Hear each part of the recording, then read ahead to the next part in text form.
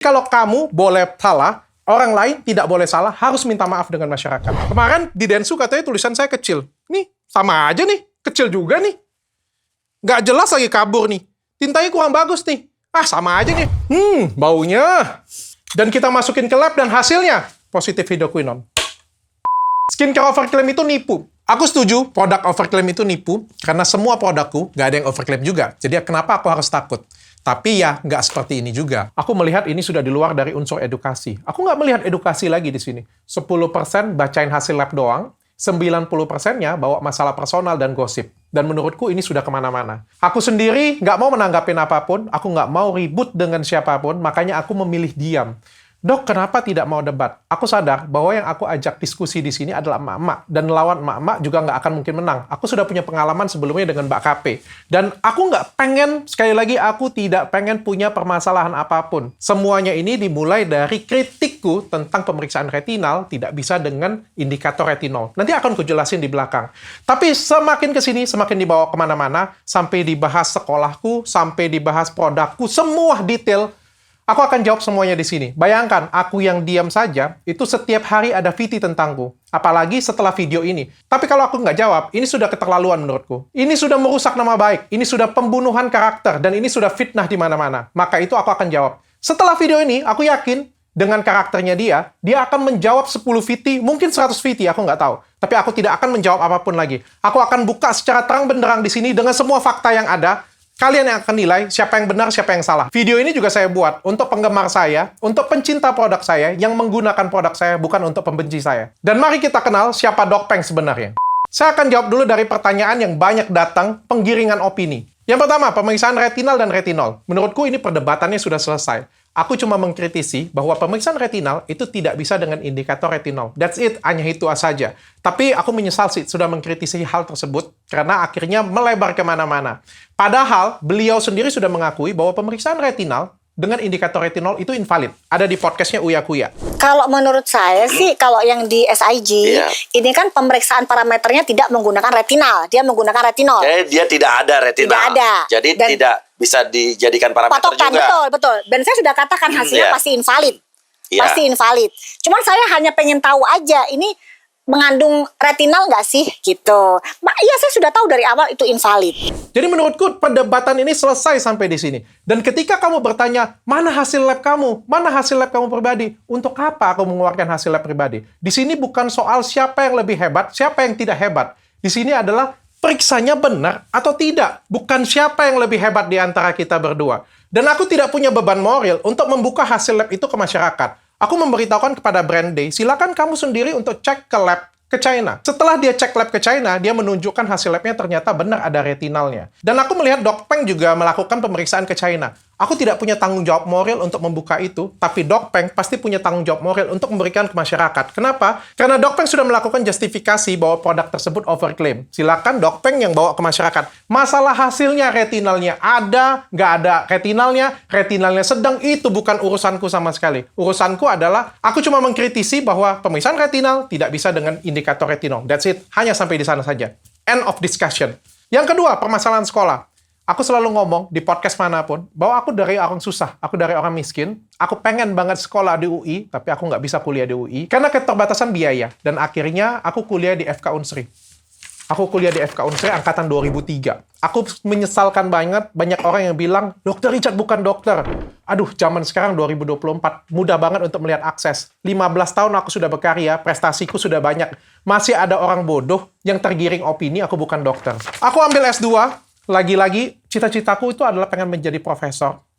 Tentu aku mengambil S2, aku mengambil S2 di Respati Indonesia. Ini ijazahnya, aku ikut semua kuliahnya, aku ikut semua tesis dan skripsinya. Aku sampai bolak-balik Jakarta Palembang untuk mengikuti sekolah S2 ini. Aku ambil S3 pada waktu itu saat COVID, aku ambil di Atlantis International University. Aku rasa kalian bisa lihat dengan jelas di Wikipedia, dan aku tidak pernah menutup-nutupin hal tersebut. Aku kuliah jarak jauh karena pada waktu itu saat COVID, tapi bukan artinya aku beli ijazah. Aku ikut semua kuliahnya, aku kerjakan semua tugasnya, dan aku kerjakan disertasiku dengan baik. Aku mengundang Dok Peng untuk melihat disertasiku langsung di rumahku. Atas dasar apa Dok Peng mengatakan bahwa semua ijazahku ini beli? Tunjukkan semua buktinya supaya ini tidak jadi sekedar gosip. Aku mau kasih tahu kalian bahwa tempat kuliahku bukan yang terbaik. Aku akui bukan tempat kuliah yang terbaik. Tapi inilah yang aku bisa, inilah yang aku mampu. Tapi yang paling penting adalah bagaimana cara kita mengimplementasikan ilmu ke masyarakat. Kalian boleh lihat 15 tahun aku bekerja, 8 tahun aku secara konsisten memberikan edukasi ke masyarakat. 8 tahun berapa banyak prestasiku yang kucatatkan ke masyarakat. Berapa banyak skincare abal-abal yang kubongkar. Berapa banyak orang yang kuselamatkan gara-gara kontenku. Yang paling penting itu bukan hanya tempat kuliah, tapi bagaimana implementasi ilmu ke masyarakat. Banyak orang yang kuliahnya lebih keren dari aku, banyak kuliahnya lebih hebat daripada aku di luar negeri, tapi apakah mengimplementasikan ilmunya ke masyarakat? Banyak juga orang yang tidak kuliah, tapi berhasil memberikan implementasi ilmu ke masyarakat. Selain kuliah ini, aku juga banyak mencari ilmu di luar negeri. Ada di Jerman, di Inggris, di Amerika, di Swiss, Korea, Jepang. Mungkin fotonya banyak banget yang aku bisa share ke kalian semuanya. Ini adalah foto dan videoku saat di Amerika. Pada saat itu aku mendalami tentang chemical peeling. Aku sudah banyak banget ikut anatomi kelas di Korea, Jepang, Thailand, dan juga negara-negara lainnya. Ini aku waktu di Jepang, aku mempelajarin secara mendalam tentang stem cell untuk kecantikan. Ini adalah presentasiku waktu di Swiss. Aku presentasi di semua dokter kecantikan di semua dunia pada waktu itu. Aku mewakili Indonesia. Passion with which Dr. Richard shared the case is incredible. I think you're doing an amazing thing with your 23 clinics in setting the bar high for what good should look like. And you're an influencer too. So you're not only treating, but you're also influencing people what should good look like. So you're lifting the standards. So let's give a round of applause for Richard. Thank you very much. Bukan hanya belajar, tapi juga aku sebagai pembicara internasional. Dan berapa banyak penghargaan internasional juga yang pernah aku dapetin. Aku pengen bahas tentang sekolah S2 yang dikeluarkan, atau aku mengeluarkan diri. Aku juga nggak tahu. Sebenarnya aku nggak perlu menceritakan hal ini. Karena menurutku dekannya aja nggak ngomel. Rektornya aja nggak ngomel. Siapa kamu sampai kamu ngomel seperti ini punya? Benar, aku ngambil S2 di Udayana. Aku ngambil AAM. Pada waktu itu aku dipanggil profesor, ditanyain, Dr. Richard, apakah kamu bisa menyelesaikan dengan baik? Saya bilang, saya bisa. Saya akan usahakan yang terbaik. Berapa persen minimal kehadiran prof? Dia bilang 80%. Dan saya melakukan itu dengan baik, 80%. Saya tahu saya tidak serajin mahasiswa lain yang bisa hadir 100%, tapi paling enggak, minimalnya 80% saya hadir. Pada saat ujian, saya mengerjakan semuanya dengan baik. Tapi pada akhir ujian, saya tidak lulus. Dan saya bertanya dengan profesor saya pada waktu itu, mana bukti hasil ujian saya? Karena saya merasa saya bisa pada saat ujian tersebut. Tapi profesornya tidak mau menunjukkan hasil ujian tersebut. Menurut saya hasil tersebut subjektif. Sehingga saya menolak untuk ikut kuliah lagi sampai detik ini. Jadi saya nggak tahu apakah saya dikeluarkan atau saya mengundurkan diri. Dan menurut saya itu tidak penting untuk saya bahas. Semua hidup saya harus dibahas semuanya. Yang ketiga, tentang masalah WT Premium Series produk kesayanganku. Ini aku kaget banget loh, sumpah. Pada waktu review, ini akan saya lampirkan videonya. Tapi kan ada beberapa produknya juga yang kamu periksa pasti bagus dong. Enggak. Enggak? Masa? Nipu. Tahu dari mana? Ya tahu dari lab. Ada satu produk dia yang sudah menipu kalian semua. Ini hanya satu dari produk manusia busuk ini. Nipu. Produknya nipu. Aku tuh deg-degan, aku sampai berkaca pada diriku. Produk apa yang aku nipu di sini? Beneran, aku sampai deg-degan dan aku mereview kembali produk-produkku. Apa yang salah dari produkku? Karena kan ini suatu hal yang jahat banget ketika kita dikatakan ini nipu, ini jahat. Produkku jahat dan produkku nipu dan aku tidak ingin melakukan itu. Sampai aku melakukan pengecekan internal dan aku shock produkku dibanting di Denny Sumargo. Apa isinya? Ternyata isinya adalah metilparaben. Mengejutkan sekali bagi aku. Kenapa? Karena metilparaben tidak pernah ada dalam formulasiku. Lalu dok, kenapa bisa ada dalam situ? Aku akan jelaskan dengan kalian. Yang pertama, metilparaben itu amat sangat aman. Metilparaben itu diperbolehkan dalam skincare. Dosisnya adalah 0,4 sampai dengan 1%. Sekali lagi, 0,4 sampai dengan 1%. Sedangkan pada hasil lab dok, 0,04 sampai dengan 0,07. 10% di bawah harga normal terendah. Bayangkan. Dan saya tidak pernah menuliskan itu dalam ingredient. Dok, kenapa ada di dalam tersebut? Mari kita jelasin supaya dok pengnya juga jadi pintar. Produk yang mengandung ekstrak seperti white tomato, seperti mulberry ekstrak, buah-buahan, atau biji-bijian petal. Kalian pernah kan lihat dalam skincare ada biji-bijian? Nah, itu diawetkan sebelumnya. Diawetkan pakai apa? Diawetkan pakai metilparaben. Sama kayak kalian, sayur di petani nih, diawetkan pakai apa? Misalnya pestisida. Tapi apakah ketika kalian masak, kalian campurkan pestisida ke dalamnya? Enggak. Dan sayur itu begitu kalian masak, walaupun kalian cuci, masih ada 0,00 berapa pestisidanya. Tapi bukan artinya sayurnya ada pestisida yang dalamnya. Makanya belajar yang pintar, kuliah yang pintar. Supaya nggak framing seolah-olah produk orang itu berbahaya. Dan aku kaget banget. Dan andai kata memang ada metilparabennya, emang itu berbahaya? Dosisnya juga di bawah rata-rata. Kenapa sih harus dibawa? Kenapa kamu harus pilih produk tersebut kalau nggak ada apa-apanya?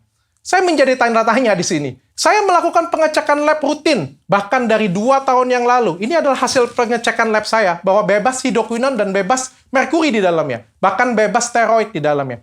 Saya kaget kalau kamu memeriksa suatu produk yang tidak ada dalam ingredientnya. Besok saya akan cek 150 item yang tidak ada dalam sini. Karena ternyata kamu bisa cek sesuatu hal yang tidak ada dalam sini. Besok saya akan cek oksigennya mungkin, nitrogennya, arseniknya. Mungkin kolesterol, asam urat, HB, gula darah, saya cek semuanya. Supaya kamu puas. Karena apa? Karena bisa jadi kamu cek untuk selanjutnya. Tapi penggiringan opini tentang metilparaben ini suatu hal yang jahat sih menurut saya. Ini adalah niat dari hati seorang reviewer yang jahat. Yang menurut saya tidak baik ada di dalam seorang reviewer. Saya pikir ini tidak etis dan tidak layak ya. Saya juga sudah cek apakah produk saya melakukan overclaim. Saya pengecekan ulang berkali-kali sampai 6 batch. Dan hasilnya semua niacinamide-nya di atas standar. Semua niacinamide-nya sesuai dengan formulasi saya. Kenapa? Pada waktu saya formulasi ini, memang semuanya saya menggunakan hati saya dan semua kemampuan saya. Semua grade saya minta yang terbaik. Semua formula saya minta yang terbaik. Saya nggak mau pelit-pelit. Kenapa? Karena pasien saya sultan. Pasien saya itu pengen hasil, pengen kualitas. Bukan pengen harga yang murah-murahan. Dan aku keberatan ketika kamu bilang, produk saya overpriced.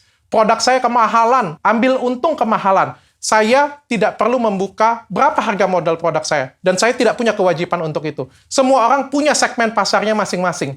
Kenapa nggak kamu protes kalian dengan tas Dior? Harga modalnya segini, kenapa kamu jualnya segini? Saya pikir itu nggak pas sekali. Seperti kamu bilangin produk saya overpriced, saya juga bisa bilang bahwa produk kamu murahan. Kamu tersinggung nggak kalau produk kamu kayak bilang murahan? Seperti itu juga kamu jangan pernah nilai produk saya overpriced. Kamu nggak pernah tahu ingredient apa yang saya pakai, isinya apa yang saya pakai, dan bagaimana kualitas dan mutu produk saya. Ada satu ini di framing, saya makan duit rakyat miliaran, triliunan. Berapa triliun uang masyarakat yang kamu ambil?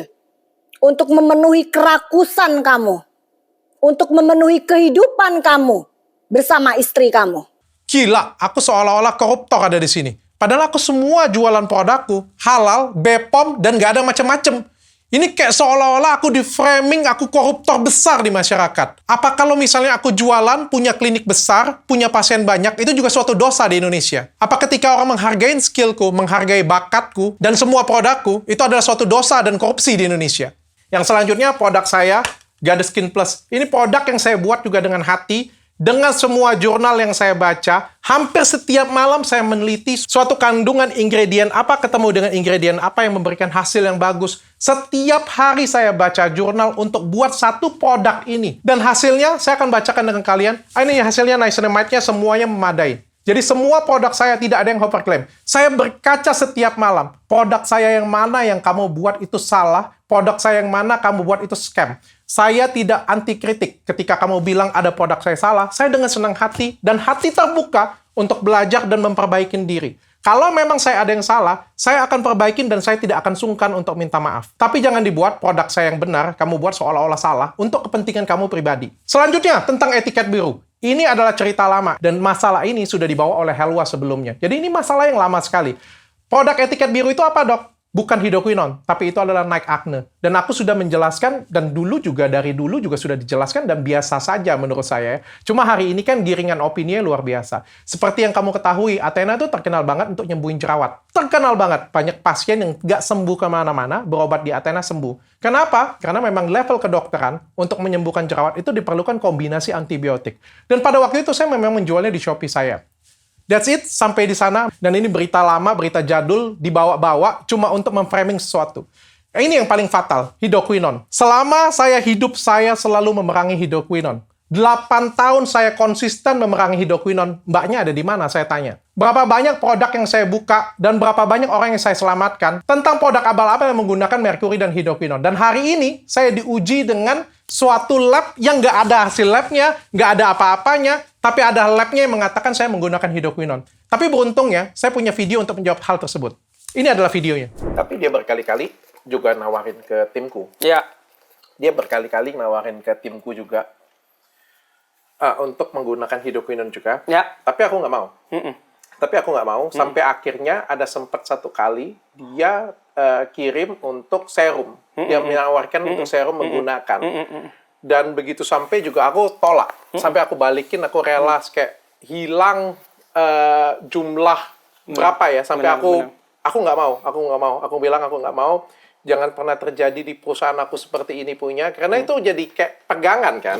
Jadi kayak dia pegang ekor aku kan. Aku nggak mau dipegang ekor aku bilang. Aku nggak mau, apapun yang terjadi aku nggak mau pakai hidroquinone kayak gini punya. Aku bilang no sama sekali. Dan itu kita sampai habis biaya kecil sih. Karena brand kecil ya. Brand kecil, itu pernah kejadian.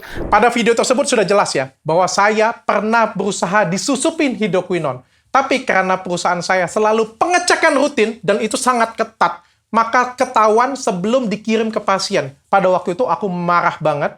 Dan semua produknya itu tidak dikirim ke pasien. Semuanya kita musnahkan. Dan yang tahu kejadian ini cuma saya dan Ibu. Kok kamu bisa tahu? Ini menjadi pertanyaan untuk saya. Jangan-jangan kamu adalah kaki tangan Ibu. Dulu saya cuma curiga, tapi sekarang saya tahu dengan pasti bahwa Dok Peng adalah kaki tangan Ibu. Yang pertama kecurigaan saya. Kamu ngobrol 1 jam di podcastnya Densu. Tapi 1 detik pun kamu nggak bahas Ibu. Ada apa? Padahal mafia sebenarnya adalah Ibu. Kenapa kamu nggak bahas dia? Yang ditutup Bepom itu adalah Ibu, bukan saya. Kan aneh, 3/4 podcast kamu ngomongin saya. Nggak ada kamu bahas Ibu sama sekali. Yang kedua, pengacara Ibu berterima kasih dengan kamu. Katanya Dok Peng adalah timnya dia. Ini ada videonya. Apakah mengenal juga dokter detektif atau seperti apa? Oke, jadi kalau dokter detektif justru saya lihatin beberapa pernyataan-pernyataannya justru membela Ibu sekarang. Ya kan? Jadi yang soal tudingan-tudingan itu malah dokter detektif itu malah membela Ibu gitu loh. Ada apa ini? Yang ketiga, pemesanan Ocean Pearl saya di pabrik tersebut. Kamu menggiring opini bahwa saya masih memproduksi di pabrik tersebut. Yes, saya masih produksi di pabrik tersebut. Kemarin, Dr. Oki juga masih produksi di pabrik tersebut karena kita punya kontrak kerja di sana. Dan itu suatu hal yang mendadak. Habis podcast, saya tentu harus memindahkan produk saya ke pabrik saya, butuh waktu 6 bulan. Dan dari mana kamu dapat nota tersebut? Nggak mungkin dari saya, pasti dapat dari Ibu. Ini yang buat saya itu jadinya curiga, jangan-jangan kamu adalah kaki tangannya Ibu di sini. Makanya kamu mencoba untuk menghancurkan saya. Sebagai seorang reviewer, kita itu harus tegak lurus. Tidak boleh bias. Tidak boleh meriksa seseorang itu ada kebencian, ada hubungan personal. Kamu kalau ada hubungan personal dengan saya, katakan apa yang buat kamu sakit hati dengan saya. Apakah karena kritis saya tentang retinal dan retinol, sampai kamu bawa semua masalah sekolah, masalah etiket biru, masalah hal-hal fitnah-fitnah seperti ini punya. Kenapa hanya ke saya? Kalau memang kamu adil, ada kok banyak produk lain, ada produk yang kamu katakan bagus, padahal latar belakang sebelumnya di kliniknya, bahkan viral di masyarakat, dia menjual etiket biru abal-abal. Banyak, korbannya banyak banget. Tapi kenapa kamu reviewnya bagus? Kamu seakan-akan lupa masa lalunya. Tapi masa lalu saya, yang nggak ada apa-apa, kamu buat ada apa-apa semuanya. Ada apa di sini semuanya? Apakah ini suatu pesanan? Kadang aku merasa inilah beratnya melawan sebuah mafia skincare. Kadang-kadang efeknya kemana-mana dan banyak yang menunggangi. Saya sudah menjawab semua pertanyaan yang beredar di masyarakat. Sekarang, saya akan mereview suatu produk A yang katanya bagus banget. Saya pengen tahu sebagus apa. Jadi orang, kalau mau mereview produk orang, harus berani di-review. Saya nggak ada masalah kamu mereview produk saya apapun. Kalaupun produk saya jelek, kurang bagus, saya bersedia untuk memperbaiki diri. Dan saya juga seorang reviewer, saya boleh dong mereview suatu produk ini. Saya akan mereview dengan sejujur-jujurnya. Yang pertama, ini adalah Acne Glow Serum. 14 kali. Pada di sini, ingredient utamanya adalah salicylic acid 2%. Ini ditulis dengan pasti. Salicylic acid 2%. Dok, kenapa ada perbedaan, dok? Yang satu lebih kuning, yang satu lebih encer. Ternyata ini adalah 2 pabrik. Ini bersegel semuanya. Ini bersegel. Kalian boleh ngomong kalau orang lain. Saya dokter, saya mereview 7 tahun. Saya punya integritas dan kredibilitas. Ini semuanya bersegel. Dan ketika beda pabrik, memang terjadi ada perbedaan konsistensi. Dan sama pabrik saja, sebenarnya beberapa produk, pabrik yang kurang bagus, itu ada perbedaan konsistensi di sini. Dan itu hal yang biasa sebenarnya. Ini produknya Acne Glow Serum, ini pada awalnya adalah, ingredient utamanya adalah asam salisilat. Sedangkan pada iklan yang kamu lampirkan, itu asam salisilatnya 2%, gliserinnya 4%, centella asiae 3%, dan forsythia suspensanya 3%. Ini saja sudah overclaim. Pak, gimana ceritanya kamu menuliskan di awal asam salisilat, lalu yang lain persentasenya lebih gede. Ini aja sudah overclaim. Terus kamu bilang ini typo. Giliran orang lain, kamu bilang ini overclaim dan harus minta maaf sampai berlutut dengan kamu. Ini saja sudah overclaim. Lalu kita masukin ke lab. Aduh, nggak tega saya bacain hasil labnya. Terus kamu jawab apa? Teknik mencampurkan skincare. Oke lah, kamu mau tuduh seperti itu punya. Lalu yang kedua, di tempat uya-kuya kamu bilang, itu encapsulated. Yang mana yang benar? Campur atau encapsulated? Kamu bilang encapsulated, artinya hasil labnya itu benar. Tapi karena itu encapsulated, tidak bisa diperiksa. Lalu yang benar yang mana? Dicampur atau encapsulated nih? Pernahkah kamu berpikir, kalau kamu encapsulated, kamu menzolimin brand-brand yang lain.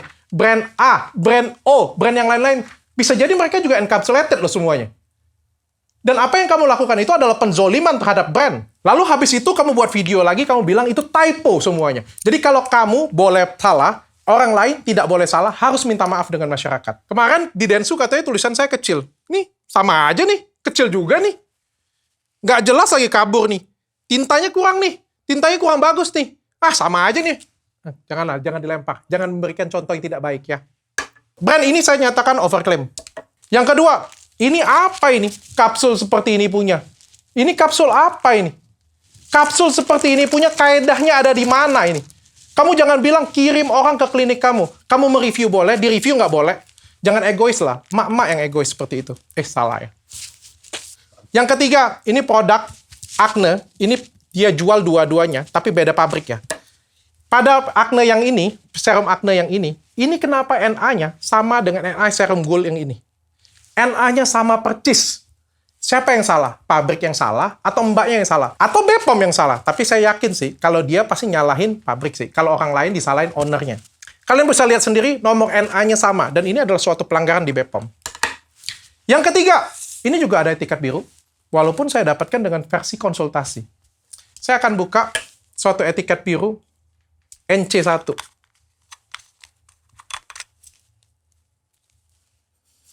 Baunya. Dan kita masukin ke lab dan hasilnya positif hidroquinone. Dan aku masih punya hasil lab produk-produkmu yang lain. Dan menurutku aku nggak perlu bongkar satu persatu. Enak banget di Indonesia ini. Siapapun yang salah, pernah pakai skincare abal-abal sekalipun, tinggal datang, bacain hasil lab punya orang, terus bisa jadi pahlawan.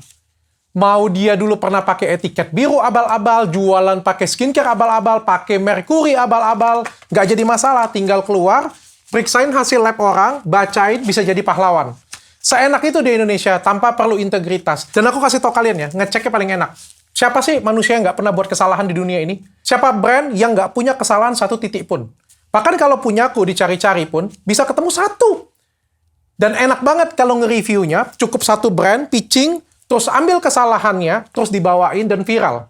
Kita nggak perlu bawain yang bagus-bagusnya, tinggal dicari aja. Dari dia punya 50 produk, satu yang salah, dibawain, terus viral. Dan orang tersebut naik, lalu bisa jualan. Enaknya bikin konten di Indonesia. Makanya aku nggak pernah bawain hasil lab yang negatif tentang yang Bepom. Makanya aku ngomong berbahaya. Kalau yang berbahaya ya memang wajib untuk diberantas ya. Tapi kalau misalnya overclaim, kalau ownernya tahu, yes, nipu. Kalau ownernya nggak tahu, di sini apa sih yang dipengenin mafia? Aku mati, mereka senang. Dokpeng mati, mereka juga senang. Kita berdua mati, mafianya juga senang dua-duanya. Dalam hidup saya tidak pernah mereview dalam keadaan seperti ini. Bahkan ketika orang itu jahat sekalipun, saya tidak pernah mereview seperti ini. Ini adalah review yang salah, review yang kurang baik, review yang ada tendensius. Tapi karena kamu sudah kelewatan, maka saya akan melakukan ini. Aku bisa bawa ke hal personal, tapi aku nggak mau bawa hal-hal personal di luar ini. Seperti, aku tahu loh, kamu pernah menyelundupkan produk Alkes tanpa izin ke Menkes dari luar negeri. Ada bukti chat semuanya. Kamu juga pernah dikeluarkan dari grup estetika karena terlalu nyinyir.